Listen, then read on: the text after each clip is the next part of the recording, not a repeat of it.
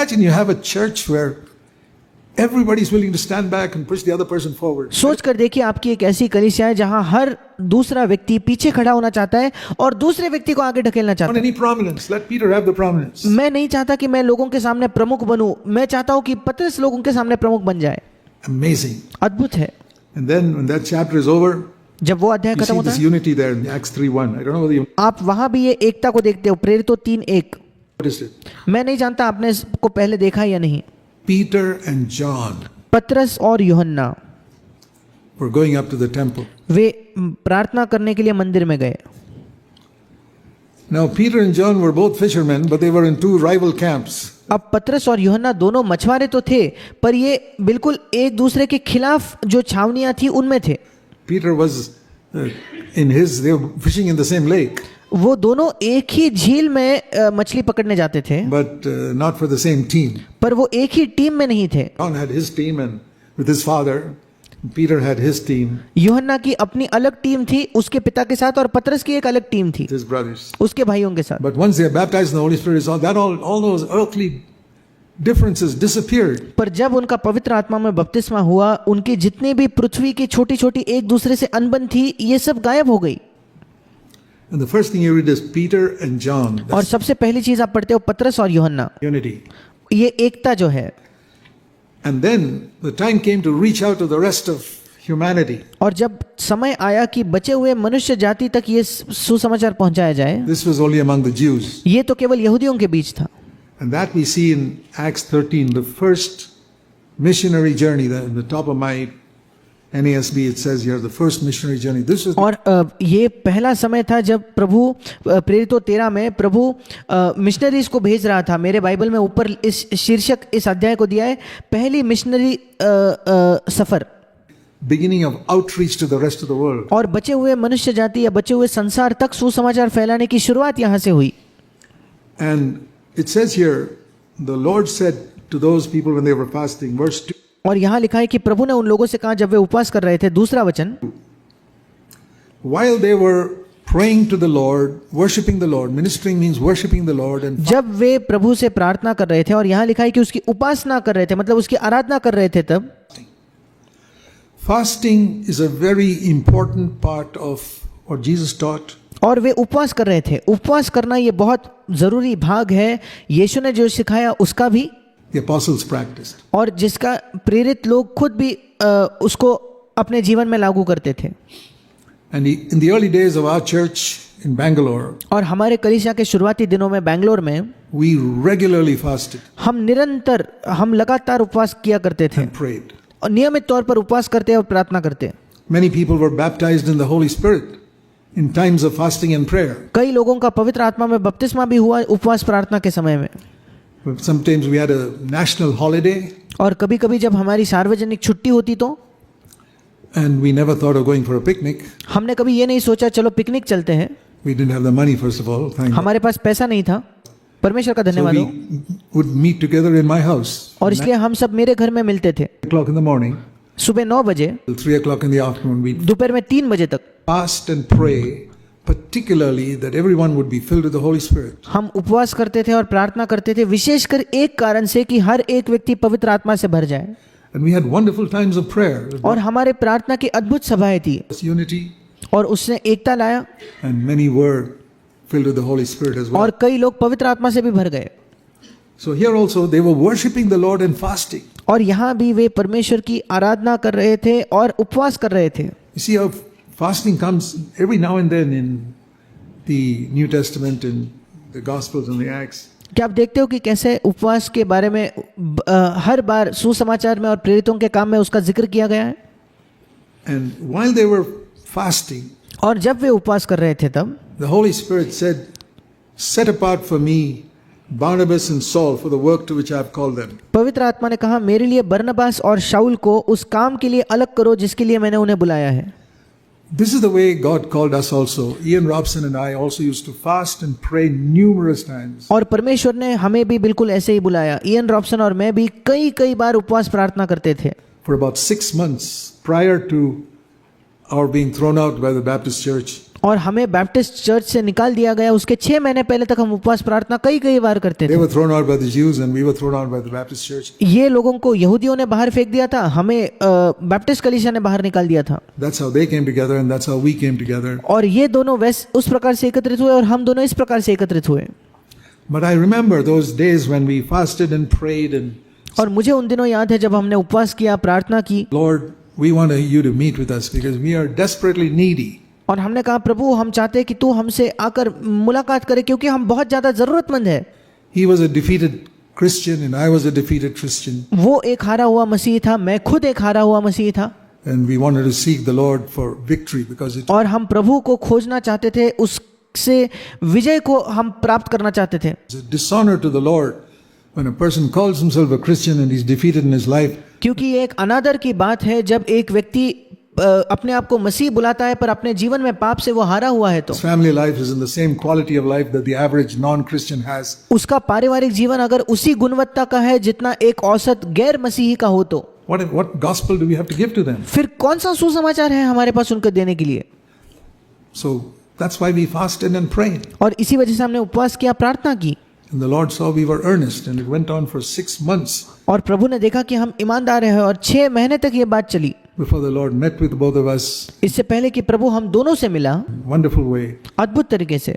And our whole life was transformed. And then I believe as I look at Barnabas's temperament and Ian Robson's temperament and Paul's और उनका हमारा पूरा जीवन बदल गया। temperament and my temperament, we saw और जब मैं देखता हूँ बारनबस का स्वभाव और इयन रॉबसन का स्वभाव और शाऊल का स्वभाव और मेरा स्वभाव, that Barnabas and Paul were completely different in their temperament. तो मुझे बहुत सारी समानताएं दिखती है क्योंकि बारनबस और पौलुस जो थे इनके स्वभाव में बहुत ज्यादा अंतर था, बहुत ज्यादा अलग वे थे। And those are the people God brought together. और ऐसे ही लोगों को परमेश्वर ने एकत्रित किया। I'll tell you what Barnabas was like. That was not his name, by the way. मैं आपको बताना चाहता हूँ बारनबस कैसा था। देखो बारनबस का ये वाकई में उसका नाम भी नहीं था। All of you know that. This is not his name. मैं आशा करता हूँ कि आप सब जानते हो कि बरनबस उसका नाम भी नहीं था। You read in Acts chapter 4, his name was actually Joseph. आप पढ़ते हो प्रेरितों के काम 4 अध्याय में कि उसका नाम यूसुफ था। Barnabas, you read about Acts chapter 4, प्रेरितों के काम उसका 4 अध्याय। he came from a place called Cyprus, an island called Cyprus, and that is the place where they first went for their missionary journey also. और Cyprus नामक एक द्वीप से ये यूसुफ नामक व्यक्ति था और पौल और बारनबा भी सबसे पहले अपने मिशनरी काम के लिए इसी द्वीप में गए। Acts 4:36. प्रेरितों 4:36। Joseph, who was a Levite of Cyprian birth, he was from Cyprus. Yusuf नाम साइप्रस का एक लेवी था, वो साइप्रस में उसका जन्म हुआ था। The apostles, he was called Barnabas because the apostles changed his name. जिसका नाम प्रेरितों ने बरनबस रखा था। Barnabas means, bar in Hebrew means son. और बरनबस का मतलब है, बर का मतलब होता है इब्रानी भाषा में पुत्र। Bar. बर।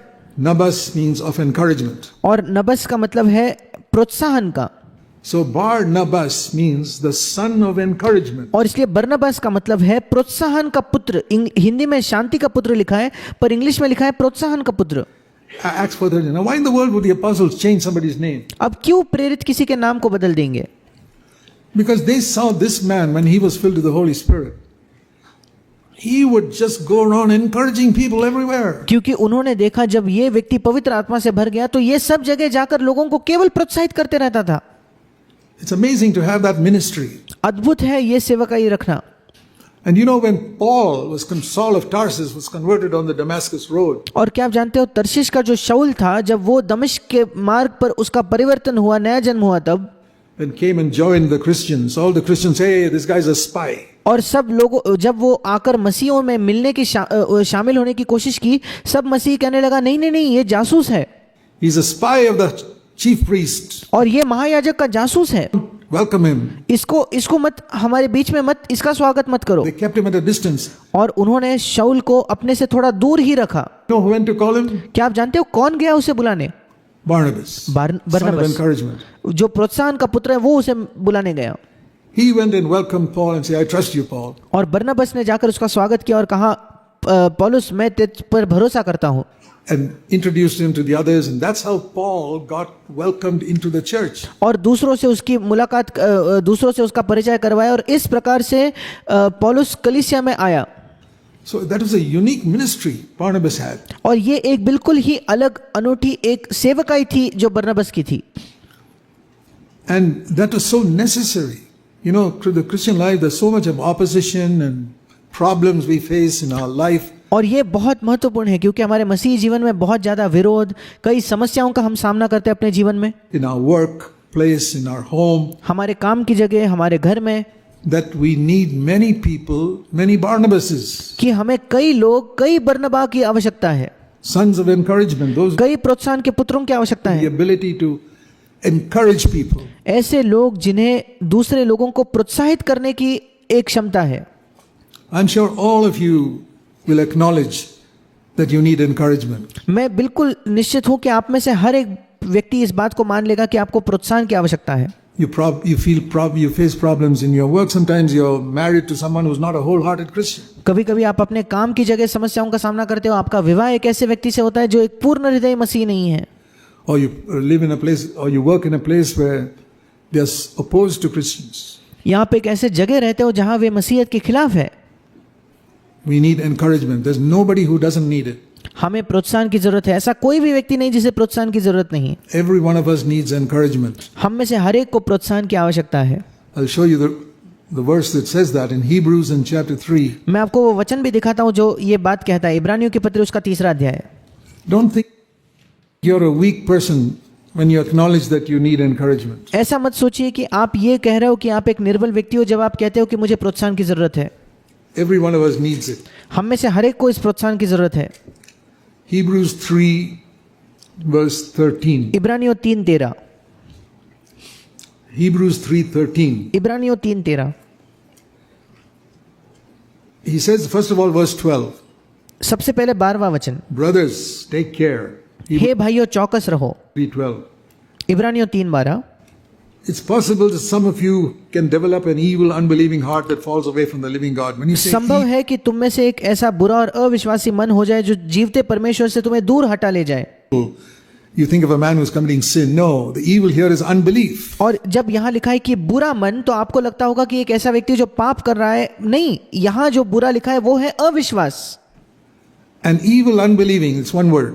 बुरा अविश्वासी ये एक ही शब्द है मानो. Evil, unbelieving heart. That means the unbelief is the evil there. बुरा और अविश्वासी मतलब अविश्वास ही बुराई है इस वचन में.